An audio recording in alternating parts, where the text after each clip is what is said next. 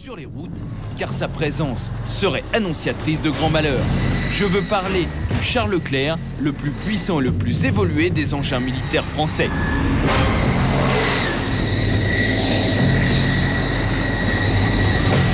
Nous n'avons donc pas résisté à l'invitation du 501e 503e régiment de chars de combat basé sur l'un des plus grands champs de manœuvre de France. C'est là que nous avons pris possession de notre véhicule d'essai. Les présentations s'imposent. Un gros bébé de 56 tonnes en ordre de marche qui équipe l'armée de terre depuis près de 10 ans. 6,88 m de long pour 3,71 m de large et 2,53 m de haut, sa silhouette est ramassée pour échapper le plus possible aux tirs et aux ennemis et pour pouvoir se dissimuler plus facilement. Monté sur chenille, le Char Leclerc est le tout-terrain ultime, celui dont rêverait tout possesseur de 4x4, puisqu'il y a peu d'obstacles naturels qui lui résistent.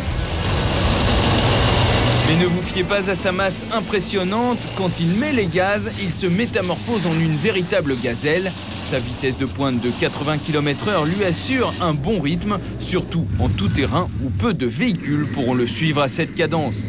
Pour déplacer avec autant d'agilité un tel mastodonte, le moteur est au diapason. C'est un monstrueux V8 diesel à injection directe avec une astuce de taille. Les habituels turbos ont laissé leur place à une turbine d'hélicoptère. Elle lui fournit 100% du couple dès les plus bas régimes avec une puissance totale de 1500 chevaux. C'est ce qui donne au Leclerc de telles accélérations.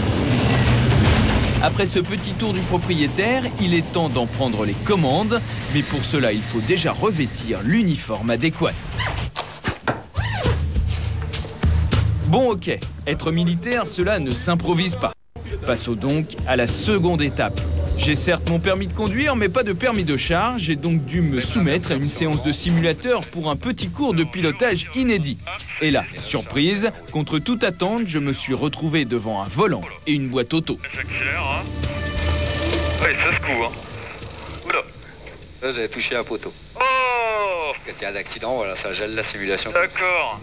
Eh ben, c'est sportif. Une dizaine de minutes de ce traitement et l'on en ressort épuisé. Bien Cyril, tu t'es bien débrouillé en simulateur. Maintenant, du concret.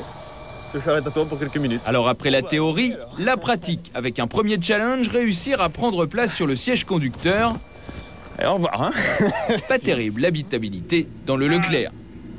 Une fois installé, on se retrouve seul. Vos coéquipiers sont séparés de vous et l'on ne communique que par radio. Le contact est mis, le frein à main est enlevé, c'est parti. Le plus déroutant, c'est que vous ne disposez que d'un petit hublot vers l'avant et d'un autre vers l'avant droite et gauche. Pour les marches arrière, il faut se fier au chef de char qui vous guide par la radio. Faire un créneau dans ces conditions, c'est pas gagné. Ballotté dans tous les sens comme dans un grand 8, on est surtout impressionné par la puissance et la réactivité d'un engin qui, je vous le rappelle, pèse l'équivalent de 60 Twingo. Mais par-dessus tout, c'est la facilité de conduite qui fascine.